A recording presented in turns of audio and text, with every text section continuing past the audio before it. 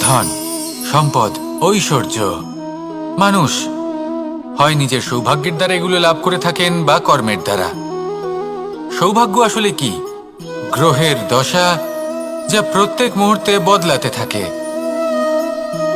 কর্মের মাধ্যমে যখন আপনি ধন অর্জন করেন, তখন সেই ধন আপনার আগামী প্রজন্ম লাভ করে।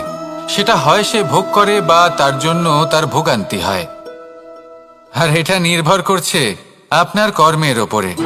কি কর্ম করেছেন আপনি সেই ধনকে লাভ করার জন্য। যদি আপনি সৎ পথে চলেন, নিষ্ঠা ভরে আপনি কর্ম করে থাকেন এবং তার ফলে আপনি ধন অর্জন করে থাকেন, তাহলে আপনার আগামী প্রজন্ম সেটা ভোগ করবে, সেটা প্রয়োগ করবে নিজের বিকাশের জন্য। কিন্তু যদি আপনি কুকর্ম করে থাকেন, কোনো রকম ছলনা করে থাকেন এই ধন লাভ করার জন্য,